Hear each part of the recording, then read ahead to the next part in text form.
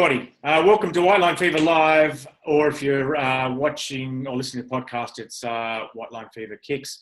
And we're finally getting in a bit of a routine, and the season's almost over, so that's really great, isn't it? Grand final day tomorrow here in the UK with Saints taking on Wigan.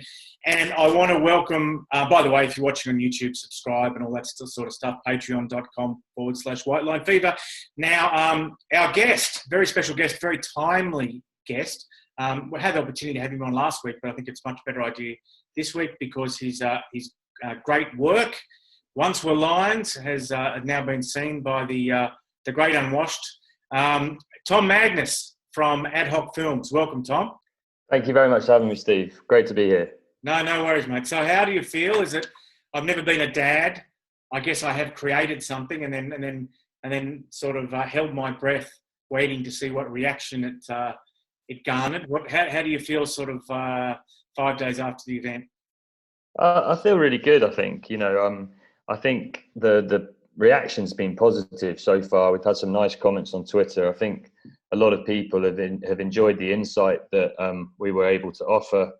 And I feel happy. It's always nice when you've spent a long time, a lot of unseen hours making something, a lot of it locked away in a dark room, to have it out there. So, it is satisfying for sure.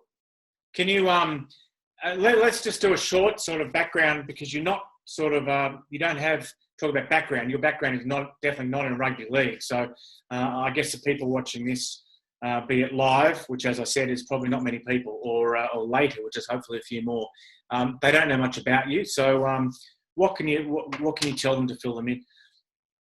Well, I grew up in East Anglia, so near Norwich, not really a rugby league heartland.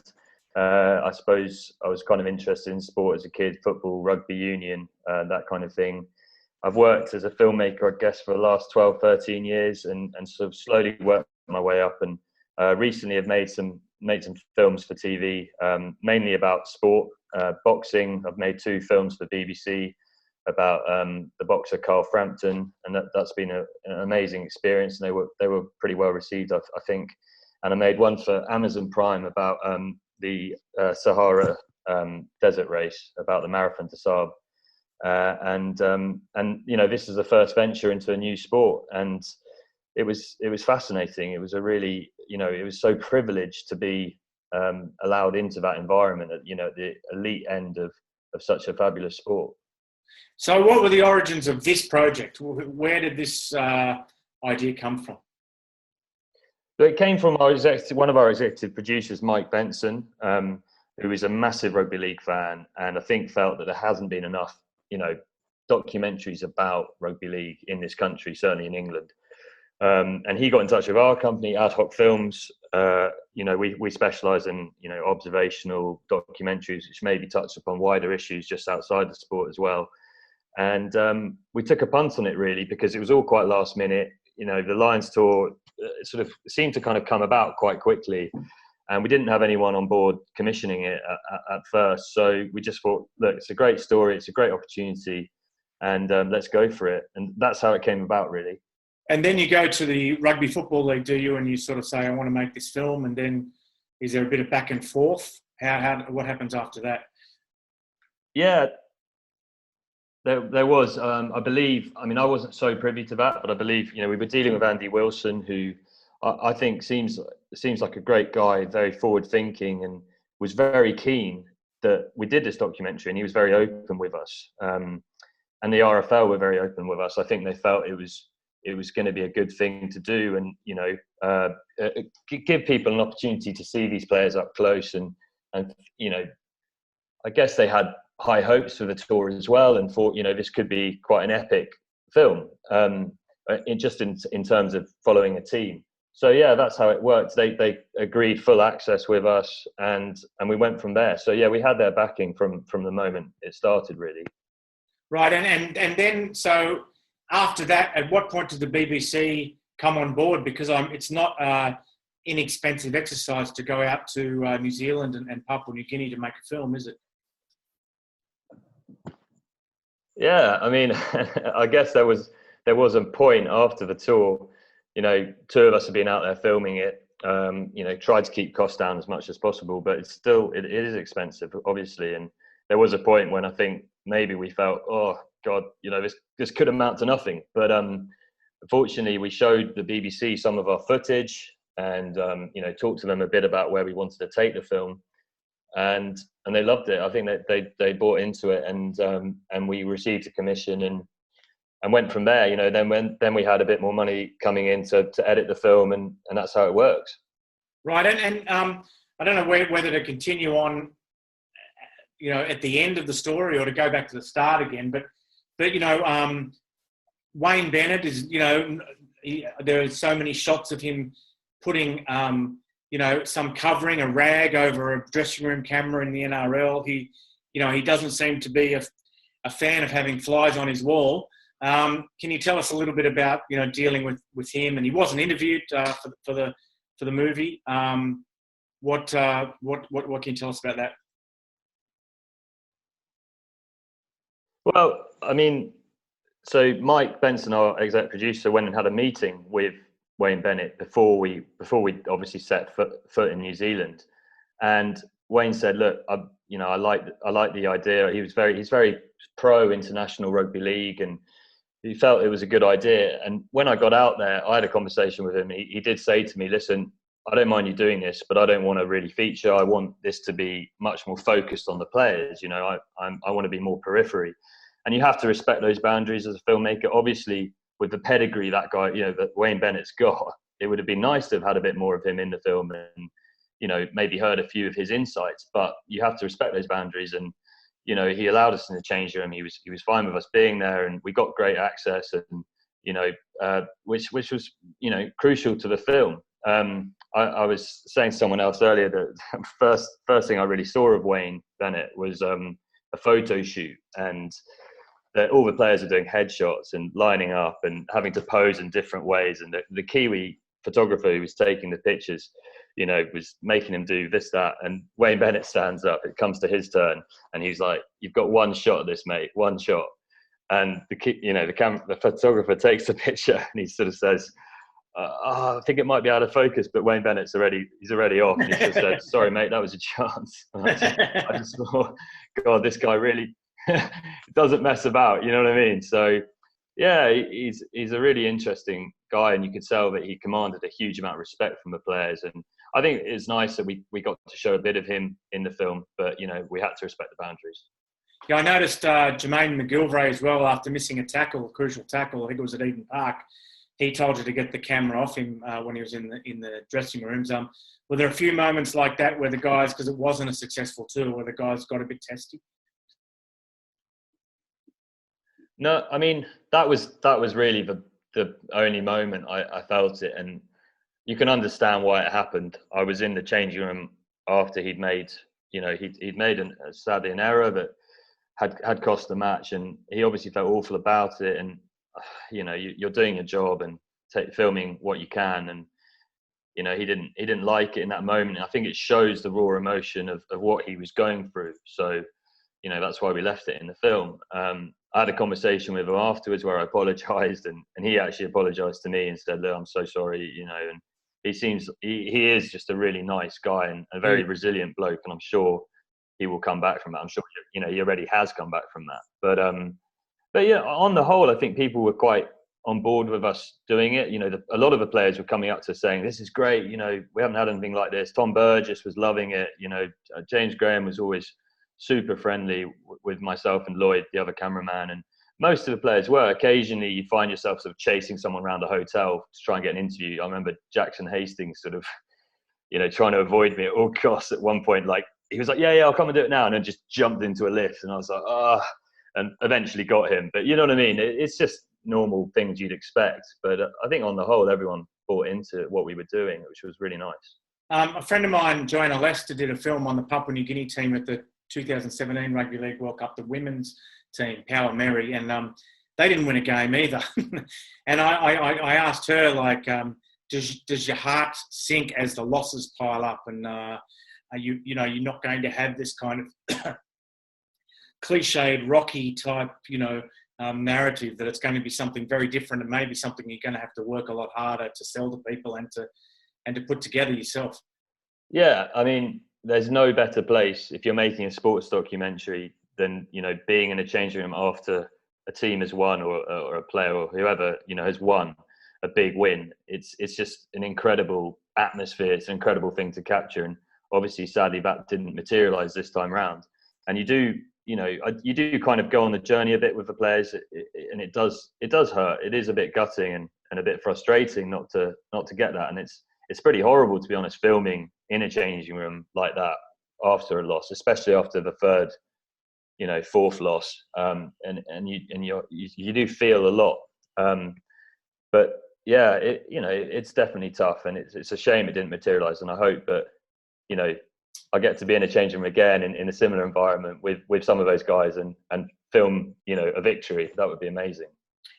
Rugby league people, particularly in this country, are fascinated, or some obsessed, hopefully mostly just fascinated, with the view of outsiders, that how the observations that people like yourself make when they come into contact with the game intimately, for the first time. Can you list us a few things that surprised you about the athletes and the sport and the culture, and just the whole environment? Yeah, I mean, firstly, the sport, it's something I've been aware of, but I've never really sat down, certainly recently, and watched much rugby league. And just the sheer physicality, the sheer brutality of what happens, in every minute of a game, and just how fit these guys have to be who play it. That really took me aback. I think also, some of the characters, there was something I loved about it in that, something quite unpolished, I think, about rugby league players in general. Like, they're not sort of particularly media trained, I didn't feel. And that kind of gave some really interesting interviews, meant that we had some really interesting interviews where people weren't really holding back from what they felt. They weren't sort of giving me just bog standard answers. And I found a lot of them, and I don't want to seem like I had stereotypes, but I found a lot of them just really intelligent and articulate. And I was a bit surprised by some of that. I mean no disrespect by saying that. Interestingly, I found a couple of the players who play in Australia to be a bit more media trained, and maybe didn't kind of let their guard down as much, which was an observation I made.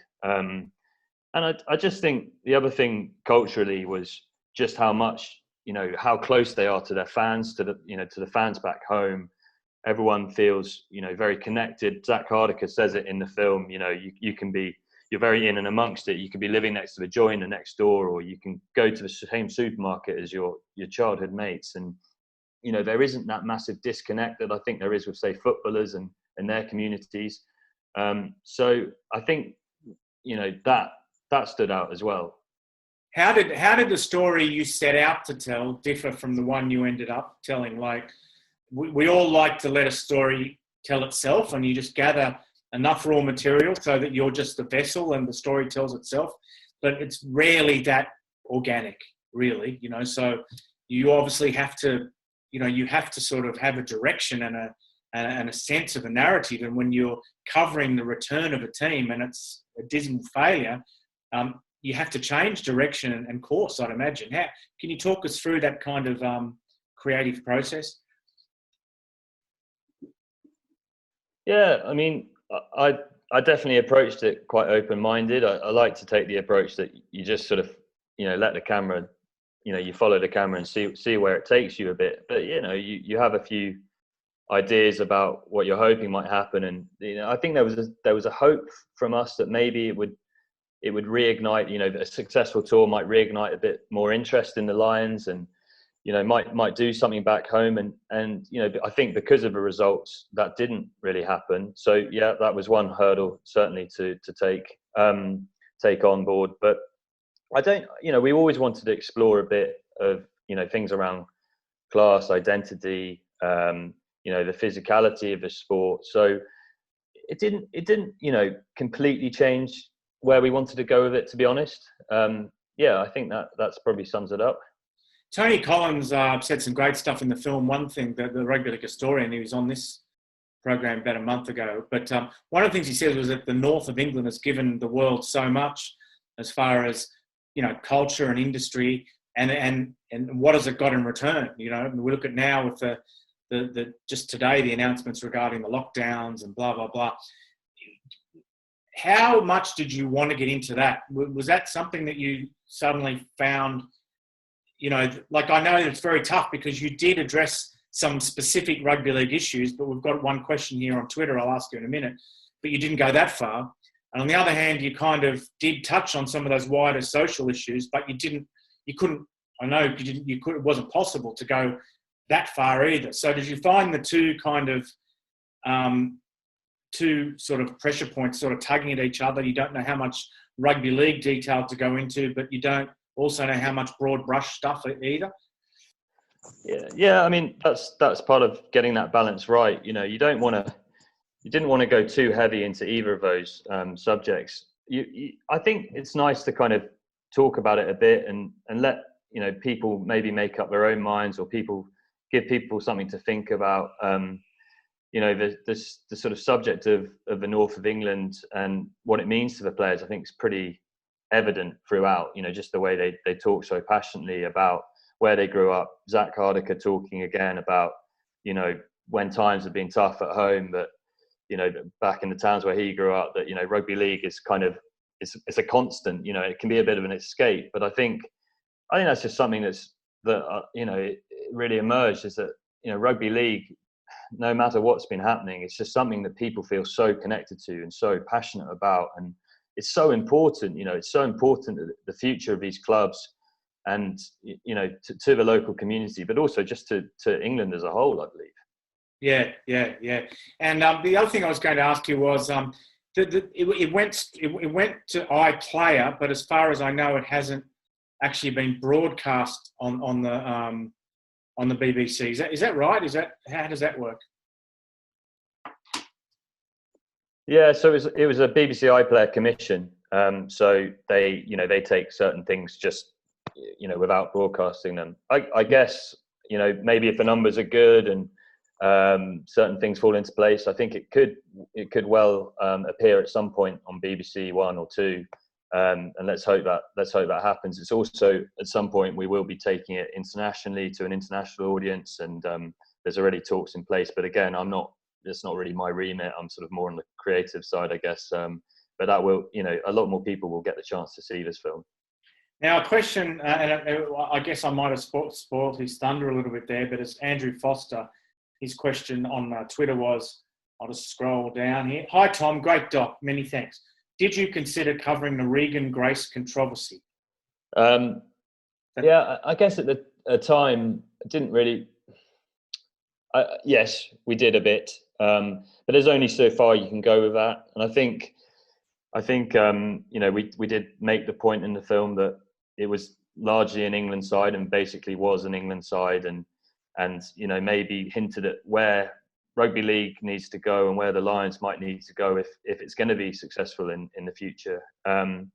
Regan Grace himself, no, we didn't want. I don't think it would have been quite right to have gone into it, but certainly it's maybe something we could have talked about. And I remember Wayne Bennett being asked a couple of questions about it in press conferences, so we could have gone that way, but no, I didn't. I'm sorry, I don't know if that's a reasonable answer to Andrew there, but look, there's the history of the Lions. Welsh players have been so critical at various points of history to the Lions, and I think it was massively lacking, the sort of other players from home nations in that team. And I do feel that certainly the further I got along with making the film, that I think it would be a much more successful and widely watched concept if there were more home nations players in it, because that way everyone gets behind it much more, and you want to see how the likes of Regan Grace play in and amongst those English players. Can you give us just some general impressions about where the game in this country finds itself right now as we sit here? You as an outsider, what conclusions were you able to draw about the state of rugby league, I guess, in the Northern Hemisphere, based on your experiences? And based on my experiences, and I think it's an amazing game. I'm personally now a fan. Like, I'm going to watch the grand final this week.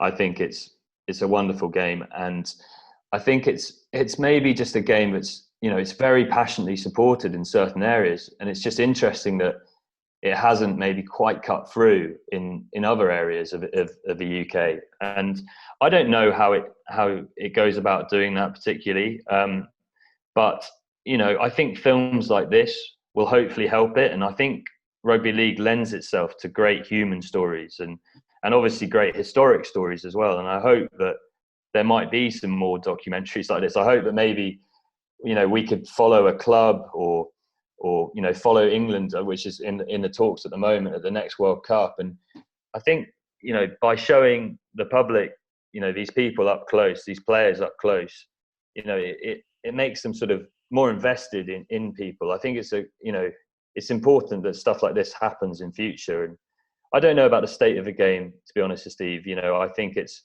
a great game. It is immensely popular in certain areas, and I think it's got a good future because it is just a great game at the end of the day. Like, it's a spectacle. It's brilliant to watch. And I can't see, I think the line at the end of the film I love, which is Bubble, one of the coaches, he says, rugby league's been around for 125 years, and I'm sure that it will be around for 125 more. And I do feel that, and I do hope that. Yeah, I think when I spoke to you, I was a little more pessimistic about that. But let's talk about the future. I've had people in Australia say, when are we going to be able to watch this? Very hard to watch BBC iPlayer in Australia, so much security. So when will people outside the UK be able to watch it? I'm not entirely sure. I have to be honest. It's not my not my decision. But I think I'd hope at some point next year. So please do tweet about it when that opportunity happens. I'm sure that there'll be plenty of people over there because it's obviously immensely popular. I talked to you a lot about that in our interview. How popular it is over in Australia, and I guess that's a whole other documentary in itself. Comparing rugby league over here to over there. I'm sure it's something you talk about quite a lot. There's before you go, there is a fantastic scene where the boys go to meet the Maori king. I think it was in Auckland, and they have to sing a song back to him, and they decide somewhat cheekily that they're going to sing sort of a cheesy pop song back to him. And then when they get there, they have second, third, fourth, and fifth thoughts about their decision to do it, but it's too late to change. Can you tell us a little bit about shooting that scene and your memories of that day? Yeah, I just remember getting on the bus and someone saying, "Oh, it was Bubble actually saying, we've got to sing this song back to the Maori King." And he was handing out sheets of paper, and they'd obviously agreed what song they were going to sing before. I believe it was something which meant something to them in the England dressing room. And the song is a lovely song, but I don't know if it was quite right for the occasion. I was just obviously filming them practicing the song, thinking, "Oh my gosh, this they're so out of tune." I thought this is going to be a great scene. I honestly thought that. And obviously when they got there, they were welcomed by a kind of haka, and it was very formal, very serious. And I think they did start having second thoughts, but fair play to them. They got through it, and I think they did okay. But I've immensely enjoyed that day for sure. Is there anyone from the tour you've stayed in touch with since, mate, or that you've sort of become friends with?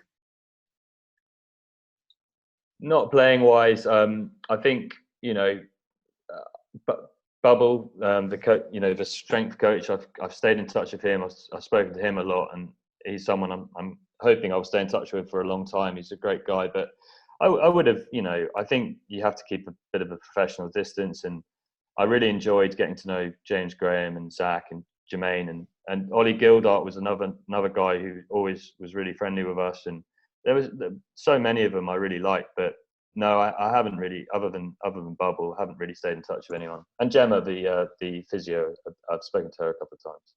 So Tom, before we go, is there anything you'd like to plug? Any you want to plug any social media or anything to do with Ad Hoc Films? Anywhere people can contact you? Well, actually,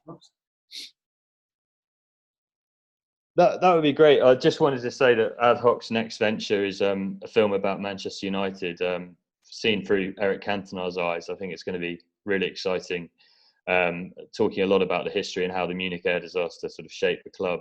Some really big names in that, and I'm part of the team making it, but directed by Matt Hodgson, and I think that's one to look out for early next year. Thank you very much, Steve. I really appreciate that. No, thanks. And when you do launch in Australia, or when it comes out on DV, come back to us and we'll do what we can to promote it. It's a really great piece of work. So thanks everyone for joining us, and thanks for joining us, Tom.